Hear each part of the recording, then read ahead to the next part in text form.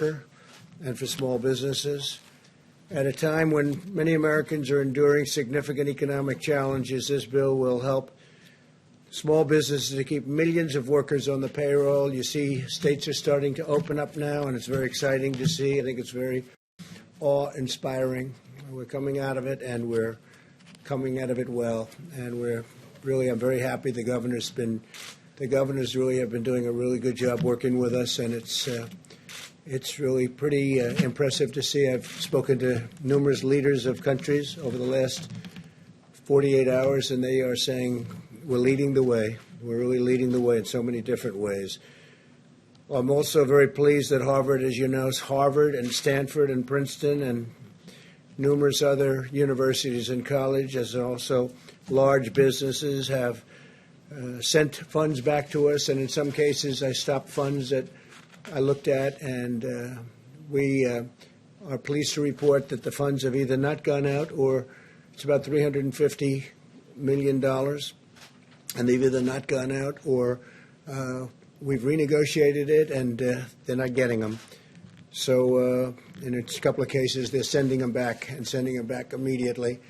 So I think it was very nice. I want to thank Harvard in particular. They acted very quickly and decisively, and they agreed when they heard the facts that they should not be getting it. So we appreciate it very much from Harvard, Princeton, Stanford, and other institutions. The bill also includes $30 billion to support small lending institutions serving distressed communities, helping countless African American and Hispanic American small businesses. As we continue our battle against the virus, the data and facts on the ground suggest that we're making great progress. In 23 states, new cases have declined in the peak week. 40% of American counties have also seen a rapid decline in new cases.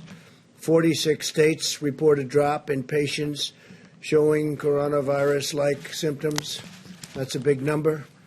To keep America gaining momentum, every citizen needs to maintain the vigilance, and we all understand that very well. We've gone over it many, many times. This includes practicing good hygiene, maintaining social distance, and the voluntary use of face covering. A safe and phased reopening of our economy. It's very exciting, but it does not mean that we are letting down our guard at all in any way. On the contrary, continued diligence is an essential part of our strategy to get our country back to work, to take our country back. We're winning this, and we're going to win it, and we're going to keep watching. We're going to watch very closely for the invisible enemy. With each passing day, we're learning more and more about this enemy. The scientists at DHS have released a report offering a number of insights about how the virus reacts to different temperatures, climates, and surfaces. The findings confirm that the virus survives better in colder and drier environments and does less well in warmer and more humid environments. I have to say that very excitingly, we're going to have somebody up. Bill will be up in just a little while. It was a great report you gave, and he's going to be talking about how the virus reacts in sunlight. You really hear the numbers, you won't even believe them. U.S. trials of the COVID-19 have been going on and have been approved in the United States, Germany, UK, and China. That's big news. And a lot of trials are going on. We have a lot of great, brilliant minds working on this, both from the standpoint of vaccine and therapeutics. We must be careful in all conditions, but we will get this done. We're very close to a vaccine.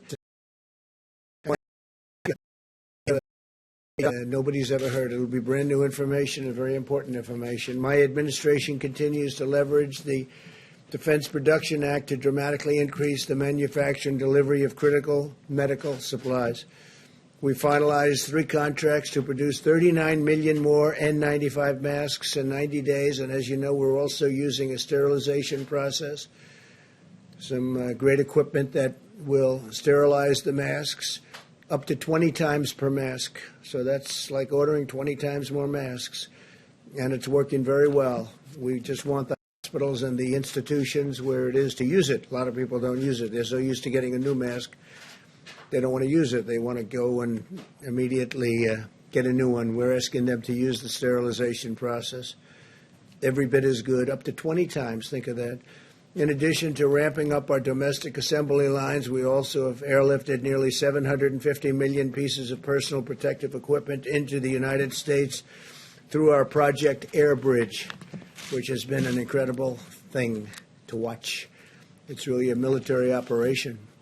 The Vice President is now providing each governor with an exhaustive count-by-county breakdown of the privately distributed personal protection, and this is equipment and things that are incredible. It's personal protective equipment. It's incredible, and it's all brand new and at the highest level. We're getting only the highest level. And also we're looking at essential gear within their states, and it's being delivered to different states quickly and as we speak. This way the governors should know exactly what's being delivered through a private sector supply chain within their states as well as through the Project Air Bridge. We're trying to get it immediately from the plane to the state. When we can't do that, we bring it into our facilities and get it to the governors. And we're getting them fast, and we're notifying them very strongly so they know it's there. Governors can use this information to quickly ensure that they get materials where and when they are needed. Today, I also want to extend my special thanks to our nation's incredible county emergency management teams who have been working relentlessly for weeks around the clock, end on end, to serve their communities, help distribute critical supplies, and save countless American lives. We salute these heroic officials on the front lines. As we continue to develop potential therapies, the FDA has recently begun a national effort to expand access to convalescent plasma donated from the blood of those who have recovered from the virus. The blood of these donors contains antibodies that can potentially reduce the severity of the illness in those who are sick, and frankly, those that are very sick. Nearly 3,000 patients are now enrolled in the Expanded Access Program receiving transfusions nationwide. And I want to thank all of the people that recovered for what they've done. They, as I said yesterday, they raise their hand when they barely can walk, and they're saying, I want to donate blood, I want to donate whatever it is that you want, because we want to help people. It's really quite incredible. Convalescent plasma will also be used to manufacture a concentrated antibody treatment that does not have to be matched with a particular blood type. This concentrated antibody treatment could be used as a preventative measure to keep healthcare workers and other high-risk populations from contracting the virus in the first place. Very big deal. Clinical trials of these products are slated to begin within weeks, and we can maybe have a fairly quick solution. I urge Americans to get in there and keep doing what you're doing, because, again, we want those people recovering or recovered from coronavirus to contact their local blood and plasma donation center to learn how they can help. And they've been so great, and I just appreciate it. My administration has also partnered with leading, and we have really been establishing some great partnerships with leading technology companies and scientific journals to create a database of 52,000 scholarly articles on the virus that can be analyzed by artificial intelligence. Top AI experts are now using this wealth of data to gain insights into potential therapies. And we're collaborating with tech firms, universities, and our national labs to harness American supercomputers in the search for treatments and vaccines. That search is going on, and it's being, I think you'll see in the future, you'll see it's very successful. Ultimately, it'll be a tremendous success. Great progress is being made at a rapid pace, a pace like no other.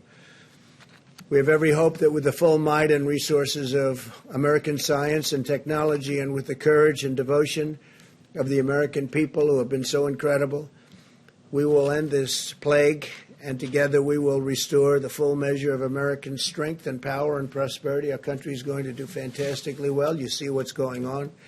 There is a pent-up demand in our country to get it back right where it was, and maybe even better, and that's what's going to happen. So with that, I'd like to ask Mike Pence to come up. Vice President, say a few words, please, Mike. Thank you, Mr. President, and good afternoon. Today, the White House Coronavirus Task Force met, and while our hearts are with the families of those who have lost their life to the coronavirus and those who are struggling with serious illness today, Our team, led by Dr. Deborah Birx, informs us that the data continues to show promising signs of progress. The New York metro area, New Jersey, Connecticut, Detroit, and New Orleans all appear to be past their peak, and we are seeing consistent declines in hospitalization and cases in regions across the country. Our only conclusion is that we're getting there, America, because the American people have put into practice the President's guidelines of social distancing, because you've been listening and adhering to the guidance of state and local officials.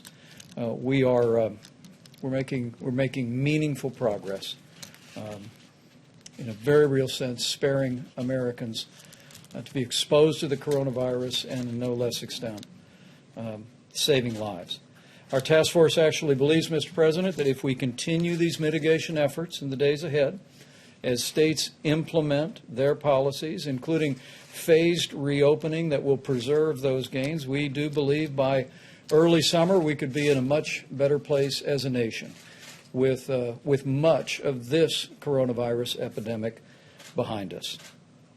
Earlier today, we also had a conference call led by Secretary Ben Carson and leaders from HUD about the President's announcement yesterday that he is repurposing the White House Opportunity and Revitalization Council to focus on the impact of the coronavirus on minority communities. Secretary Carson will convene the council tomorrow and will be reporting tomorrow afternoon on their progress. We want to thank the more than 270 leaders of organizations dedicated to housing, homelessness, and improving the lives of people across our urban communities, not only for being with us today, for the way they have partnered with our administration and partnered with state and local officials to put the health of all of their constituencies first. As the President mentioned, you'll receive a report that our task force received formally this week from Bill Bryant of the Science and Technology Directorate at the Department of Homeland Security. He will outline, as the President said, encouraging news about the impact that heat and sunlight have on the coronavirus, which will increase the confidence that we feel about the coming summer. On the subject of testing, at the present moment, we have reports of 4.93 million tests having been performed across America, and encouraging news as states have been engaging commercial labs at a higher level across the country. Yesterday, our commercial lab system did more than 100,000 tests in a single day. So we're beginning to activate all of the capacity. And tomorrow, at the President's direction, our task force will convene a conference call with all of the nation's governors to talk about their progress that they are making on testing. And we're going to hear from governors about the practices and methods that they are employing to significantly increase testing following our briefing about capacity in laboratories this past Monday. For instance, Governor Mike DeWine just announced that Ohio's testing has been greatly expanded after the FDA approved Thermo Fisher's new extraction reagent, saying in his words that the action, quote, probably doubled, maybe even tripled testing in Ohio virtually overnight. Governor Tim Walz of Minnesota announced, along with the state's healthcare system, the Mayo Clinic, and the University of Minnesota, what he described as a breakthrough for rapid, widespread testing, able to test more than 20,000 people using a molecular test per day. Governor Kim Reynolds of Iowa launched the Test Iowa initiative that will triple testing capacity by partnering with Nomi Health and Domo. She also worked with the University of Iowa hospitals to leverage further capacity. And Governor Eric Holcomb and Governor Andy Beshear of Indiana and Kentucky, respectively, both announced additional drive-through testing locations. Our priority has always been to focus first on those impacted by the coronavirus and then on those extraordinary healthcare workers ministering to their needs every day. And I know, Mr. President, how proud you are that our men and women in uniform have come alongside our healthcare workers in communities most impacted. And I know the American people are proud as well.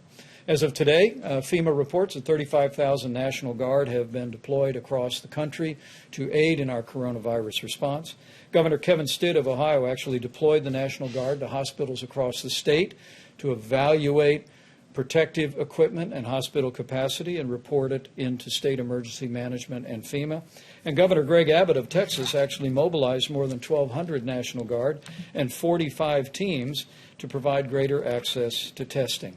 Along with the National Guard, at the President's direction today, more than 4,500 active duty military doctors, nurses, and medical assistants have been deployed across the country.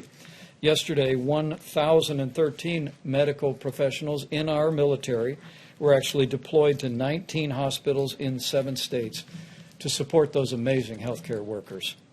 And with 4.4 million more Americans filing for unemployment in the past week, I joined the President in welcoming passage in the House today of the Paycheck Protection Program. It'll support working families, allow small businesses to keep people on the payroll for a period of 2 months. But it also, as the President requested, included $75 billion to assist hospitals across the country. And in that spirit, the President and I will continue to urge states across the country, given the unique burden on hospitals, we are now encouraging states to restart elective surgeries wherever possible, either statewide or on a county-by-county basis. We recognize the role elective surgeries play in finances for local hospitals, and we'll be working with states to enable that. In that vein, Governor Doug Ducey issued an executive order not long ago allowing elective surgeries beginning May 1 for hospitals that meet certain preparedness criteria. And Indiana's Governor Eric Holcomb is allowing elective clinical procedures to begin on April 21st. Finally, Mr. President, the task force received today our first report on state reopening plans.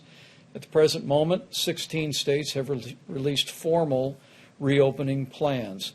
13 of those were actually released since you unveiled the Opening Up America guidelines to our governors and to the nation last week. And to your point, Mr. President, states are beginning to make those plans. And we're encouraged to see so many states embracing the phased approach to reopening their economies that's contemplated in our guidelines for opening up America again. For instance, Governor Mike Parson of Missouri announced the Show Me Strong Recovery Plan has 2 initial phases intended to protect the most at risk. Governor Tom Wolf announced the plan for Pennsylvania that would begin May 8th, will end a stay-at-home order for just portions of Pennsylvania, but the plan, again, requires regions to have fewer than 50 new positive cases per 100,000 for a period of 14 days, and it also lays out a phased reopening roadmap. Governor Kate Brown of Oregon updated their framework for reopening, doing 3 phases, again, on a county-by-county basis, and Governor Brad Little of Idaho released Rebound Idaho in just the last few days that will consist of 4 phases and require specific criteria that Idaho and businesses need to meet to begin to reopen. Mr. President, with the guidelines to open up America again, states are making plans, and at your direction, our task force will continue to work very closely, providing them with the data, providing them with the resources to be able to implement those plans in a safe and responsible way. So with that, let me just end where I began and to say thank you to the American people. The progress that we are seeing is a testament to what all of you have done, to our extraordinary healthcare workers, a partnership between the federal government and to state and local officials. And I'm confident it's also owing to the prayers of millions of Americans each and every day. All of that combined, we're slowing the spread. We're protecting the most vulnerable. We're saving lives. And every single day, we are one day closer to opening up America again. With that, Mr. President, I'd be pleased to call Bill forward. Bill Bryant leads the Science and Technology Directorate at the Department of Homeland Security and now will make a presentation on their recent study. Thank you, Mr. Vice President. Thank you, Mr. President, for this opportunity to do this today. Good afternoon, everybody. My name is Bill Bryan, and I lead the Science and Technology Directorate at the U.S. Department of Homeland Security. Over the last several months, we've intensified the Department's R&D efforts to identify and deliver information that informs our response to COVID-19. S&T is working to identify, develop, deploy the tools and information to support our response to this crisis. As part of our efforts, we're leveraging the unique capabilities of S&T's National Biodefense Analysis and Countermeasure Center to study the biology of the COVID-19 virus. This center is a high biocontainment laboratory located in Frederick, Maryland. It was established in the early 2000s in response to the Amerithrax attacks, and where we study, characterize, analyze, and develop countermeasures for biological threats to the homeland. We work closely with the CDC, FDA, HHS, and also our Department of Defense colleagues and many others. Yesterday, I shared the emerging results of our work that we're doing now with the Coronavirus Task Force. And today, I would like to share certain trends that we believe are important. If I may have the first slide, please. And while that's coming up, our most striking observation to date is the powerful effect that solar light appears to have on killing the virus, both surfaces and in the air. We've seen a similar effect with both temperature and humidity as well, where increasing the temperature and humidity, or both, is generally less favorable to the virus. So let me illustrate with this first slide.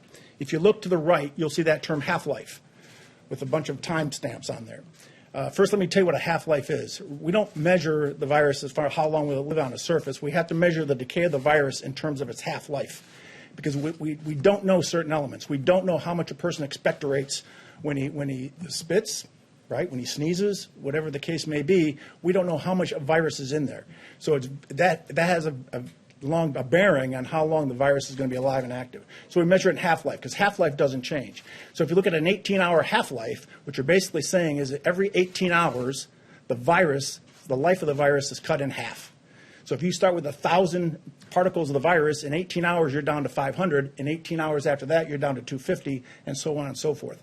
That's important as I explain the rest of the chart. If you look at the first three lines, when you see the word surface, we're talking about non-porous surfaces, door handles, stainless steel. And if you look at as the temperature increases and as the humidity increases, with no sun involved, you can see how drastically the half-life goes down on that virus. So the virus is dying at a much more rapid pace just from exposure to higher temperatures and just from exposure to humidity. If you look at the fourth line, you inject the sunlight into that, you inject UV rays into that. The same effects on line 2 at 70 to 75 degrees with 80% humidity on the surface, and look at line 4, but now you inject the sun, the half-life goes from 6 hours to 2 minutes. That's how much of an impact the UV rays has on the virus. The last two lines are aerosols. What does it do in the air? We have a very unique capability. I was discussing this with the president prior to coming out. He wanted me to convey it to you on how we do this. I believe we're the only lab in the country that has this capability. But if you can imagine a Home Depot bucket, a 5-gallon Home Depot bucket, we're able to take a particle, and this was developed and designed by our folks at the NBAC. We're able to take a particle of the virus and suspend it in the air inside of this drum and hit it with various temperatures, various humidity levels, multiple different kinds of environmental conditions to include sunlight. And we're able to measure the decay of that virus while it's suspended in the air. This is how we do our aerosol testing. We worked with Johns Hopkins Applied Physics Lab, and we actually developed a larger drum to do actually more testing, and it's 4 times the size of that. So this is the capability that we bring to this effort. So in summary, within the conditions we've tested to date, the virus in droplets of saliva survives best in indoors and dry conditions. The virus does not survive as well in droplets of saliva, and that's important because a lot of testing being done is not necessarily being done, number 1, with the COVID-19 virus, and number 2, in saliva or respiratory fluids. And thirdly, the virus dies the quickest in the presence of direct sunlight under these conditions. And when you look at that chart, look at the aerosol as you breathe it. You put it in a room, 70 to 75 degrees, 20% humidity, low humidity. The half-life is about an hour. But you get outside and it cuts down to a minute and a half. Very significant difference when it gets hit with UV rays. Mr. President, while there are many unknown links in the COVID-19 transmission chain, we believe these trends can support practical decision-making to lower the risks associated with the virus. If I could have my next slide, and while that comes up, you'll see a number of some practical applications. For example, increasing the temperature and humidity of potentially contaminated indoor spaces appears to reduce the stability of the virus. And extra care may be warranted for dry environments that do not have exposure to solar light. We're also testing disinfectants readily available. We've tested bleach. We've tested isopropyl alcohol on the virus, specifically in saliva or in respiratory fluids. And I can tell you that bleach will kill the virus in 5 minutes. Isopropyl alcohol will kill the virus in 30 seconds, and that's with no manipulation, no rubbing, just spraying it on and leaving it go. You rub it and it goes away even faster. We're also looking at other disinfectants, specifically looking at the COVID-19 virus in saliva. This is not the end of our work as we continue to characterize this virus and integrate our findings into practical applications to mitigate exposure and transmission. I would like to thank the President, thank the Vice President for their ongoing support and leadership to the Department and for their work in addressing this pandemic. I would also like to thank the scientists, not only in S&T and the NBAC, but to the larger scientific and R&D community. Thank you very much. Brian. Mr. Brian. Thank you very much. So I asked Bill a question that probably some of you are thinking of if you're totally into that world, which I find to be very interesting. So supposing we hit the body with a tremendous, whether it's ultraviolet or just very powerful light, and I think you said that hasn't been checked, but you're going to test it. And then I said, supposing you brought the light inside the body, which you can do either through the skin or in some other way. And I think you said you're going to test that too. Sounds interesting. Right, and then I see the disinfectant where it knocks it out in a minute, 1 minute. And is there a way we can do something like that by injection inside or almost a cleaning? Because you see it gets on the lungs and it does a tremendous number of the lungs. So it'd be interesting to check that. So that you're going to have to use medical doctors with. But it sounds interesting to me. So we'll see. But the whole concept of the light, the way it kills it in 1 minute, that's pretty powerful. Steve, please. You say that the country will be in a better place by early summer. Does that mean you're going to need to extend the social distancing guidelines until then? Well, we may, and we may go beyond that. We're going to have to see where it is. And I think people are going to know. You're going to know. I'm going to know. I think people are going to know just out of common sense. At some point, we won't have to do that. But until we feel it's safe, we're going to be extending. You have 23 cases where new cases, 23 states where new cases are on decline. What does that mean about when the country can be safely reopened to a more normal point? Yeah, but it means we're going to watch those cases very carefully. I think we've all gotten very good at it. We've gotten good at tracing. We see where the cases are, where they're going, and we're going to be watching it, and it's called containment. At a certain point, we're going to be able to contain. And, when you see this, a lot of people have been talking about summer. Maybe this is one of the reasons. I once mentioned that maybe it does go away with heat and light, and people didn't like that statement very much. The fake news didn't like it at all, and I just threw it out as a suggestion. But it seems like that's the case, because when it's on a surface that would last for a long time, when that surface is outside, it goes away very quickly. It dies very quickly with the sun. Yeah, go ahead. You said yesterday that you're going to look into Senator McConnell's suggestion for allowing states to declare bankruptcy versus the aid. Yeah, we'll look into it, and I have been looking into it. I've been talking to a lot of the different senators, but I don't want to talk about it now. That was a very interesting presentation. Go ahead, Jim. Well, I wanted to talk about McConnell's suggestion that aid to the states amounts to a I just blue- told you I'm not talking about it to a now. I'll blue- talk about it later. I'd like to talk about something that right now is of more interest to Could people. I ask Mr. Brian a question? Yes, sure. Thank you. When you started your presentation, you described this as an emerging result. Does this mean your study is conclusive? Is there more work to do? We're continuing that. For example, on the aerosol side, you notice the figures were 20% humidity. We're looking at higher humidity levels. We would expect that would even have a greater impact on the virus. We're looking at other types of disinfectants. And so we're as a scientific community, we're continuing to study the virus to understand its characteristics. Mr. Brian, can you explain why some hot spots we've seen in the U.S. are hot and humid, like New Orleans, for example? Let me explain. If you look at the coronavirus as a chain with many links, what we've done through our study is we've identified some of the weak links in that chain that the transmission of the virus depends upon. We identified that heat and humidity is a weakness in that chain. We've identified that sunlight, solar light, UV rays is a weakness in that chain. That doesn't take away the other activities, the guidance from the White House, the guidance from the CDC and others on the actions and steps that people need to take to protect themselves. This is just another tool in our tool belt, right? Another weapon in the fight that we can add to it. And in the summer, we know that summer-like conditions are going to create an environment where the transmission can be decreased, and that's an opportunity for us to get ahead. But the president mentioned the idea of cleaners, the bleach and isopropyl alcohol you mentioned. There's no scenario that could be injected into a person, is there? I mean, No, I'm here to talk about the findings that we had in the study. We don't do that within that lab, at our lab. So. So how do you? Are we simplifying too much? We're talking about almost a cleaning and sterilization of an area. Right. Maybe it works, maybe it doesn't work, but it certainly has a big effect if it's on a stationary object. Okay. So how do you? Are we simplifying too much by saying that it'd be better with the warmer weather and the sun coming out more and more, that people would be outside than staying inside their home, confined to the four walls of their house? It would be irresponsible for us to say that we feel that the summer is just going to totally kill the virus and that if it's a free-for-all and that people ignore those guidelines. That is not the case. We have an opportunity, though, to get ahead with what we know now and factor that into the decision makings for what opens and what doesn't. But So are you is it- saying on surfaces, the heat, the hot summer, and whatever other conditions, humidity and lack of humidity, that would have an impact? So that on surfaces where it can be picked up, it will die fairly quickly in the summer, whereas in the winter it wouldn't die so quickly. Yes, Mr. President. When it's exposed to UV rays, take a playground equipment, for example.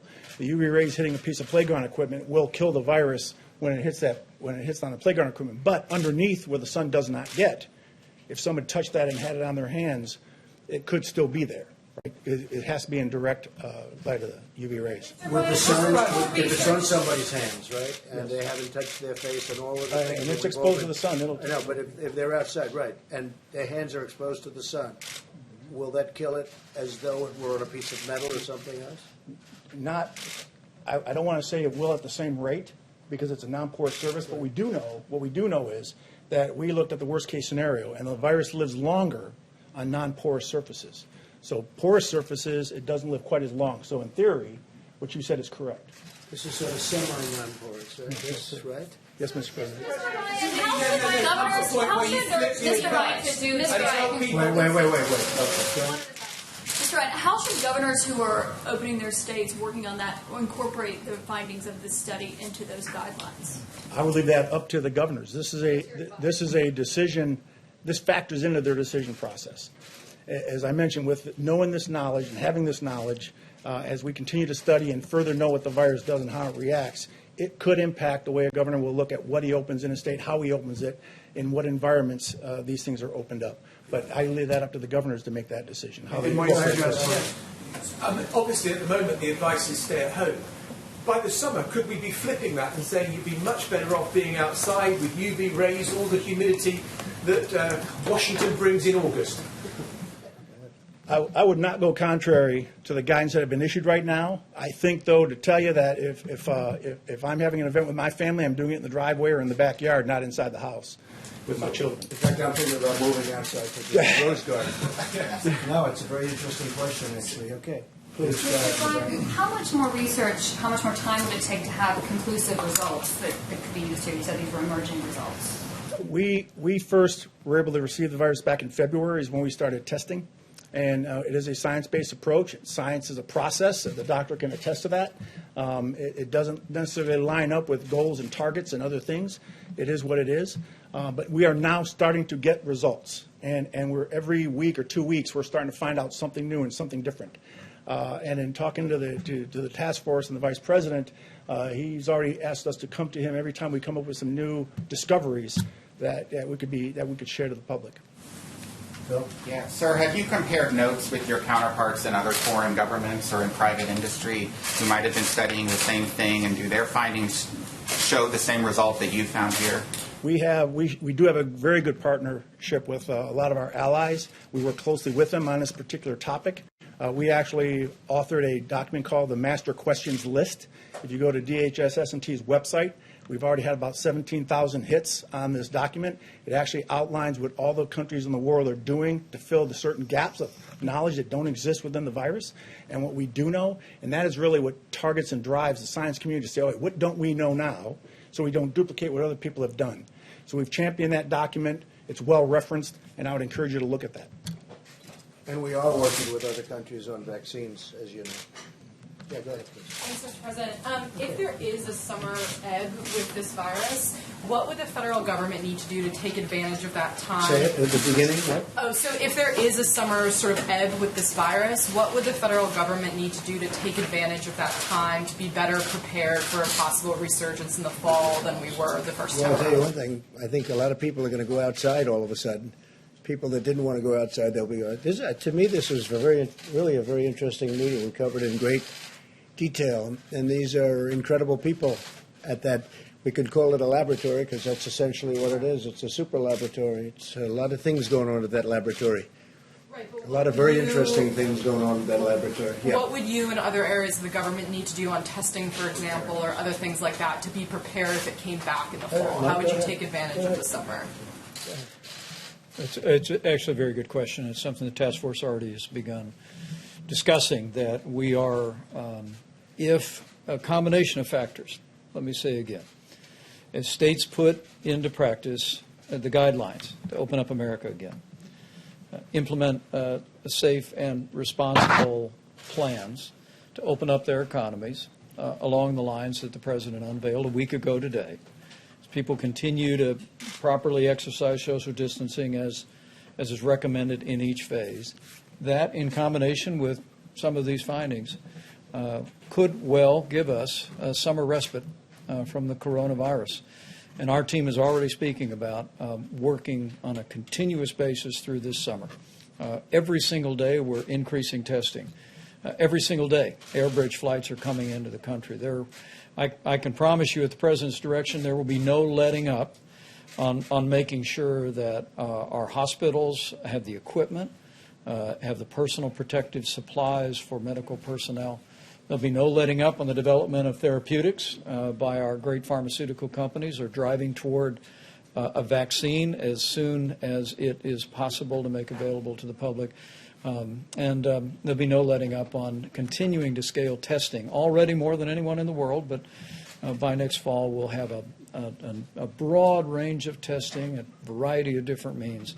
And that's why we say with confidence that should the coronavirus reemerge at any point next fall or next winter, we will be prepared to deal with it, identify it, do the contact tracing and isolation to ensure that we deal with this epidemic in the manner that we deal with infectious diseases.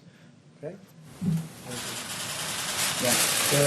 Mr. President, on the subject of medical research, why have you stopped promoting hydroxychloroquine as a cure? I haven't at all. What do you say? I have. We'll see what happens.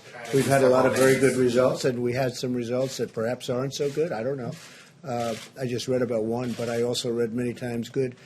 So I haven't at all. And it's a great for malaria, for lupus, for other things, and we'll see what it is. But I guess, Deborah, they have many studies going on that, so we'll be able to learn. Look at the veteran study that shows that the death rate is higher. I have not seen it. Go ahead, please. President, we're now over 26 million new jobless claims over 5 weeks. Yeah. How the Vice President talked about this summer getting better, but what do your economists tell you about the time it's going to take to you in the U.S. to create Well, I know those a jobs lot back? about economists. Yeah. September, Sure. October. Well, let me go. We know the rest of the question, right? So I know a lot about economists, and the answer is they have no idea. I think I have as good an idea as anybody, and I think our economy will start to pick up very substantially as soon as the states get open, and that's happening as we speak, and it's actually very exciting, and people are just thrilled to see it, because our country has to get back to work. They want to get back to work. You see that, whether it's a demonstration or just in talking to people. They're going to get back to work, and they're going to get back to work very fast. States are advanced. I look at Gavin Newsom was very nice today. He wrote a beautiful statement about we sent him a lot of things that he needed. Okay, different things that he needed. We got it taken care of. They've done very well in California, as you know. They're doing really well in Florida. They're doing well in a lot of places. New York and New Jersey got hit very hard. They're doing very well. I spoke again with Governor Cuomo, with Governor Murphy. They're doing a great job. And here's the thing: we have to see they got hit hard. everyone close together, tight in. People don't realize New Jersey is very tight. You realize that because you've been covering it for a long time, but very tight. New York, obviously, is very tight. They're doing a terrific job. I think for the most part, I'll be able to tell you when it's all over, but a lot of the governors have done a really terrific job. Some I don't think have, to be honest, but we'll be talking about that in the future. Yes, go ahead. Thank you, Mr. President. In a new interview today with Time Magazine, Dr. Fauci said that the U.S. is not in a situation where we can say we are where we want to be with regard to testing capacity. He said we need much more testing capacity as well as tests. So why do you keep saying we have a tremendous testing capacity? And do we have a national strategy that goes beyond tracking just what the states are doing? The answer is yes, and the answer is, as you know, and as I've said many times, we're very advanced in testing. Other countries are calling us to find out what are we doing. And by the way, within 2 weeks, you'll see numbers and you'll see different forms of testing, just like we came up with the Abbott Laboratories machine, which gives it to you in 5 minutes that everybody wants. Everybody's asking, can we get that? But you can only make them so fast. But as you know, we've done more testing than every other nation combined. And that's a big statement. And, you know, when they talk about different tests and different things, we're also a bigger nation than most. And so when they look at statistics, because statistically we're doing phenomenally in terms of mortality, in terms of all of the different elements that you can judge. When you look, Germany and ourselves are doing very well. We are very accurate in the reporting of numbers. In fact, I'll go a step further. As you know, in New York, they actually added quite a few deaths to a list that was done in New York. And they added a number of deaths. We're very highly accurate. And then you'll look at certain lists of other countries. Some are so obvious just to look at, where obviously the number is ridiculous in the form of low, because they're not accurate counts. They're not even close to accurate counts. In fact, they're insulting to look at them. So we've done very well. Again, testing, we're doing very well on testing. We've tested far more than anybody else anywhere in the world. And within a short period of time, you'll be hearing about new tests that are coming out that are going to be incredible. Dr. Fauci, that we're just not there yet? No, I don't agree with him on that. No, I think we're doing a great job on testing. I don't agree. If he said that, I don't agree with him. Yes. Considering ways to ramp up production of that Abbott rapid test. Yeah, well, they're doing it. I'll tell you, Steve, they're doing it at a level that they've never done it before. Abbott is a great company. It's a very big, highly respected company. They came up with this machine where you do it. I've done it both ways. I've done it this way, I didn't like it, and I've done it the Abbott way, where you literally just touch, and 5 minutes later you know the answer. And we use them in the White House. I think you folks have been given that opportunity, which is much more pleasant than the first way that they looked at you, right? We're making them hundreds of thousands of machines. The advantage to the other tests and the laboratory tests, so we can get millions and millions of those tests done. It takes a day or 2 days, but, you know, because it's really a delivery situation more than anything else. The test itself goes quickly once it gets to the laboratory. But as we have found, and as we have, I think, shown everybody in the room, we have many laboratories. We have so many laboratories. Nobody. A lot of the governors did not know that we had this capacity, but we have many laboratories all over our country. Every state has laboratories, and some have a lot of them. So I think we will come up with things as time goes by. Again, when I started, we started with nothing, essentially. We started with a broken test, a test that didn't work. We started with a test that did very few people, not millions of people. The problem is if we did 350 million tests, one for each person, the media would say, oh, you should have done 2 for each person. No matter what you do, it doesn't make any difference. It's just like the ventilators. I talk about it all the time. Nobody ever mentions ventilators. One of the hardest things, the ventilators. And now we're making thousands a week, thousands of ventilators. And they're calling from Mexico. They're calling from many countries. I've received today 4 calls. Would it be possible to send ventilators? All right? I got 4 calls today. I got 3 calls yesterday. No country is equipped like we are. We have 11 different places making ventilators. Our country, as you know, doesn't need them now. Our governors are very happy. But that's different than tests, because with a test you can always say, oh, we need more. No, I think we've done incredibly well obviously with ventilators. We also have 500 million masks that are very shortly going to be here. We've made millions of masks. We have ordered millions of masks that have arrived and been distributed. We gave one hospital in New York City 300,000 masks. Before the virus, they were using 10,000, and now we got them 300,000, and they got rid of them very quickly, which I sort of say, how did that happen? Why? Because they became very valuable, the masks. So I say, how did that happen? But we've done an amazing job, and we've worked with the governors. And when the governors weren't able, again, they're the first line. When they weren't able to get something like ventilators, they couldn't get ventilators. They could have bought them. You could have bought them, but many of them chose not to. So they all needed ventilators. We got the job done. I'll be introducing the team when we're finished with this whole nightmare, this whole curse, this whole plague. But the team that worked on the ventilators was incredible. And the team that and it's a little bit interchangeable, but the team that's working on the testing is truly an incredible team. These are brilliant people. And they're doing it for the country. They're not doing it for other reasons. Some have been very successful. They're doing it for the country. Mr. President, yes. The House has now passed, since you were here, the relief bill. Right. I'll be signing it probably tonight. As you know, there's no aid to states and localities in that bill. Mitch McConnell, of course, has talked about states seeking bankruptcy protection. His office referred to this as the idea of aiding states as a blue state bailout. What do you say to that? Do you agree with that, or do you agree with Governor Cuomo that is a vicious attack on these states? I don't think it's a vicious attack, but certainly some people do look at it that way. I've spoken to Mitch about it. I've spoken to numerous senators about it. And we're working with senators that are on the other side of the issue, and we'll see what happens. But we're looking to do what's right for the people of this country. We're looking to do what's right for a particular state, and we'll see what happens. But it's certainly the next thing we're going to be discussing, because some states have, in all fairness, John, some states have not done very well for many years, long before the virus came. You can't blame the plague, this horrible plague that came in, and all of a sudden, they can't blame that. You look at Illinois. He's got a lot of problems long before the virus came in. And so we'll be talking about it. It'll be a subject for a period of time. And right now we've made this incredible deal for the workers and for small business. And I'm very happy that Harvard didn't get covered. We actually never sent them the check. But they were very nice about it. We never sent them the money. The old-fashioned way is the check. The new way is send them the money. And we didn't send them the money.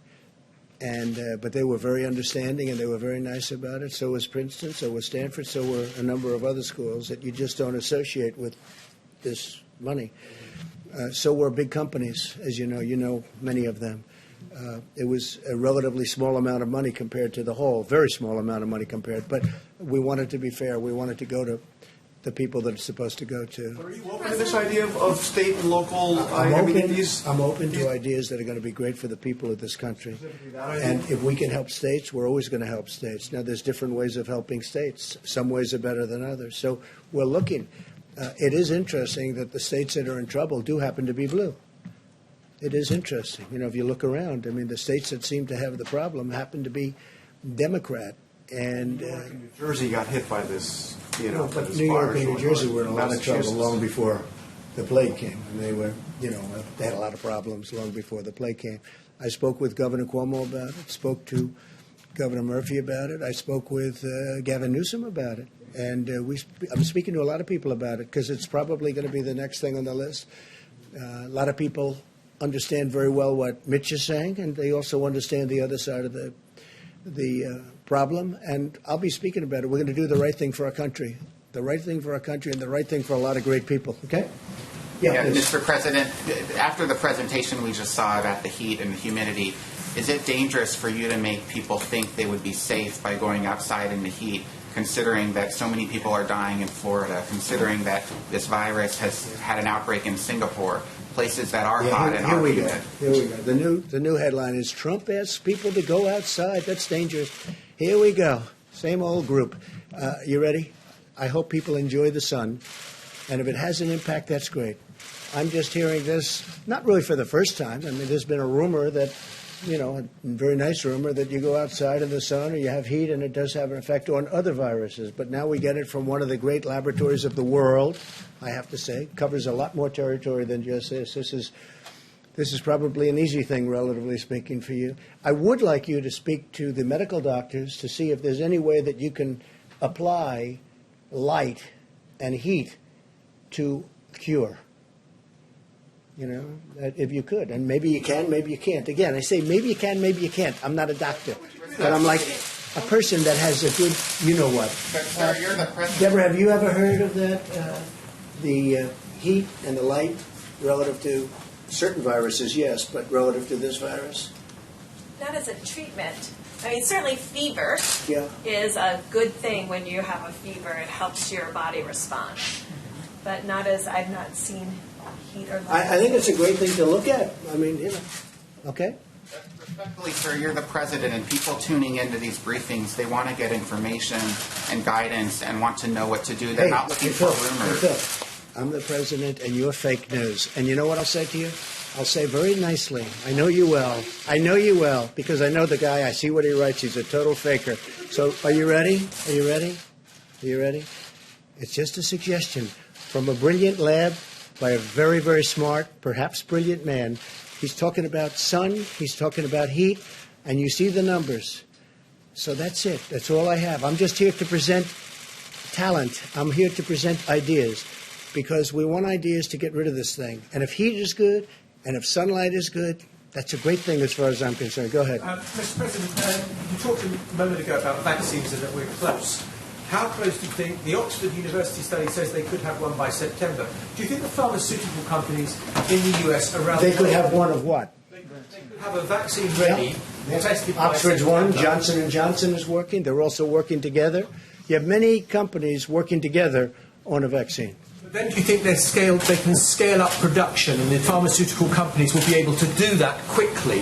We'll scale it up. If we had a vaccine, it'll be scaled up very quickly. In fact, some of the companies, Johnson & Johnson is one, is scaling up already before they have the final answer. A number of companies are doing that. You'll save a lot of time. The normal is you scale up after. I have to say the FDA has been fantastic. Stephen Hahn, Dr. Hahn, has been fantastic. They're moving along rapidly. Would you say would put a time scale on when you? No, I don't want to put a time scale, because then the media, the so-called media, lamestream media, will say he said a time. I don't want to say times, because every time I say a time, if you don't hit it, they'll say. So I don't want to talk about time. But I will say that there's been tremendous progress made over the last month. And can I just ask a very quick question? You spoke to Boris Johnson this week. I just wonder how he sounded, how he was. When do you think he'll be back at work? He called me a few days ago. I will tell you, he sounded incredible. I was surprised. I thought it'd be like, oh, Donald, how are you? He was ready to go. I'm very surprised to tell you this. It's like the old Boris. Tremendous energy, tremendous drive. I was very surprised, because he called me almost, pretty close to when he got out of the hospital. I think he's doing great. He was so sharp and energetic. Pretty incredible. He's an incredible guy. He's a friend of ours and a friend of mine. He loves our country. He loves his country a lot, but he loves our country. He respects our country. And they're lucky to have him over there. Please.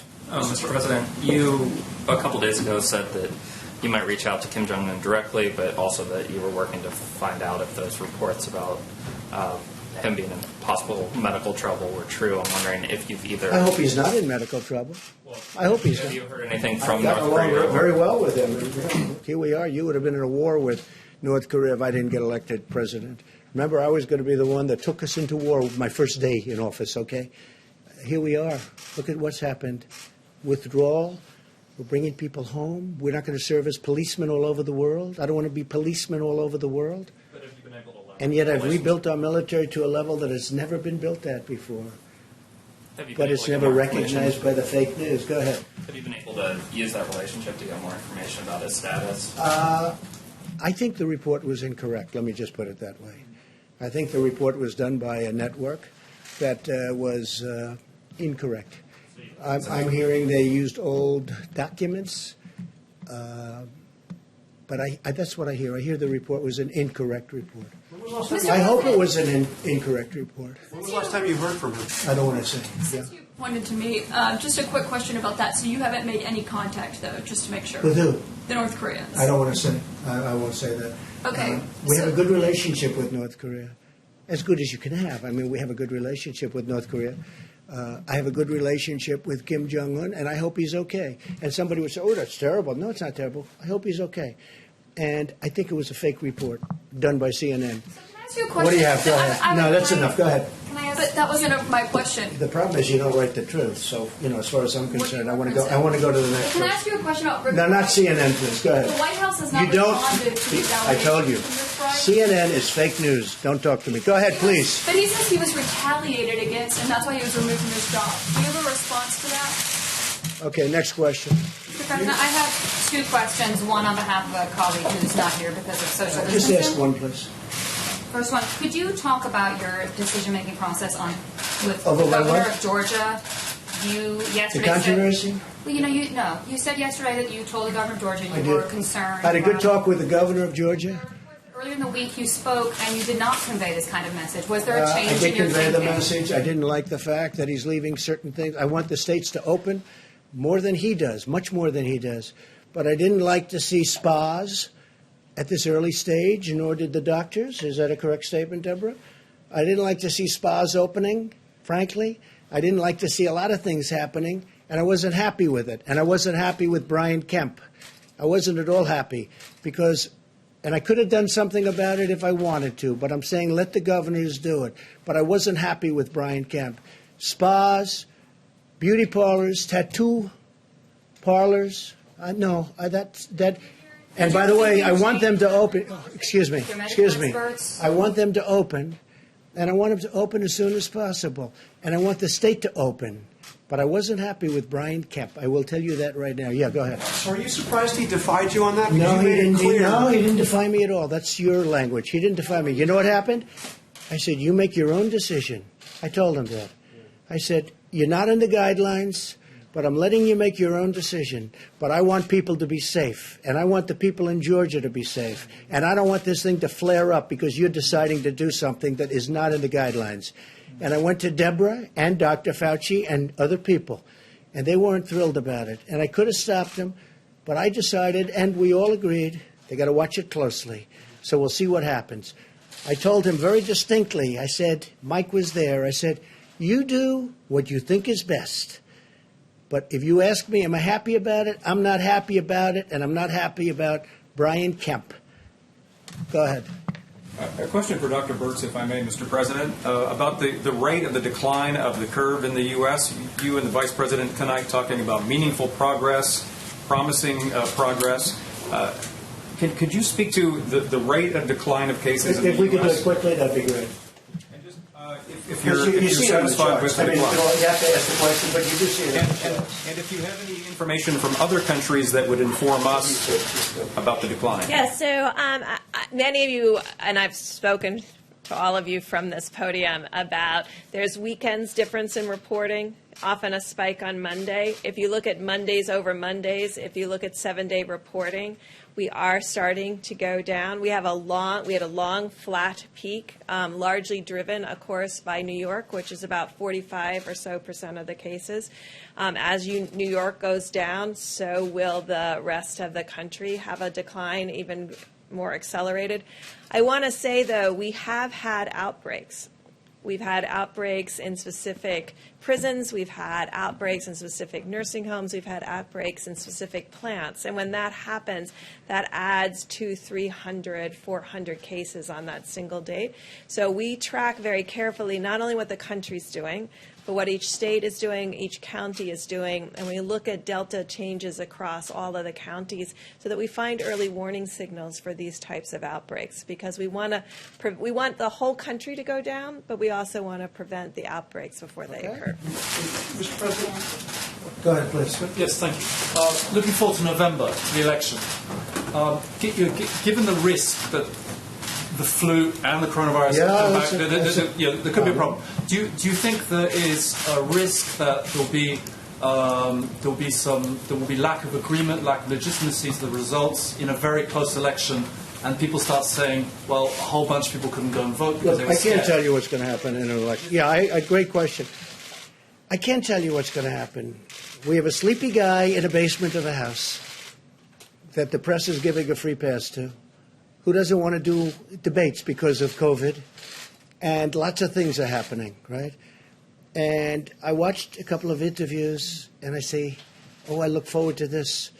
But they're keeping him sheltered because of the coronavirus. And he's not moving around. He's not moving too much. And then I watch what the press does to the Republican Party, and to me in particular. We had the greatest economy ever put together. We were doing, this is a month and a half ago, we were doing numbers likes of which we've never done. African American, Asian American, Hispanic American, best employment numbers ever in the history of our country. Our employment numbers, the best in the history of our country, almost 160 million people. The stock market, record numbers, many, many times during my tenure. Many, many times. But now we have a country that we had to close because of this. And frankly, if we didn't close it, we would have lost millions of people possibly, but certainly we would have lost 1 million people. You take the high number and cut it in half again. But whether it would have been 600, 700, 800, you take a look at the travesty that there is. You take a look at this horrible, horrible scene of hospitals with bodies in black body bags, right? Multiply that times 10, 15, or even 20, because that would have happened. So we did the right thing. So far, we did the right thing. So far, we've called it right.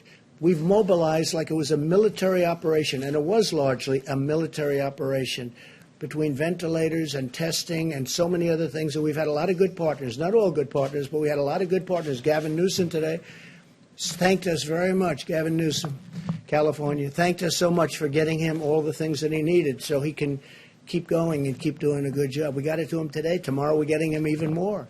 Would have been harder for him to get it than us. We agreed to get it. We got it on time. He said promises made, promises kept. He actually said that in a statement today. We've done a good job. We've gotten very little credit for the great job we've done because of the media, because the media is not an honest media, in my opinion, much of it. Not all of it. We have some great reporters that I have tremendous respect, but much of the media is not honest. So I can't tell you about the election. You have a Democrat Party, and you have a large portion of the media automatically giving a guy a pass. He's been given a pass. Whether or not he's going to be the nominee, I have no idea. But he's getting a pass. And the media isn't covering the great job that we've done, whether it's Mike's task force, which has been incredible, whether it's the way we mobilized in a warlike operation to build these incredibly complex and very expensive ventilators. They're very expensive to build and very complex. The job we've done has been an amazing job. And I'm not talking about me. I'm talking about everybody. I'm talking about the generals, the admirals, Deborah and Tony and now Bill. I mean, something we hadn't heard today. So I can't tell you what's going to happen with the election. I think that had we not gone through a fake Russia deal, an impeachment hoax, it was a total hoax, from the day I got elected, but you know it wasn't the day, it was many months before I got elected. This has been a witch hunt that was illegal. It was an illegal witch hunt. It was illegal. And with all of that, I'm doing fine because the people see we're doing a great job. And you know what? We'll continue to do a great job. If we had an honest press, this country would be even greater. Thank you. Thank you very much. Are you concerned about another whistleblower complaint, Mr. President? That's what Rick Bride says he's going to file. Are you concerned about that?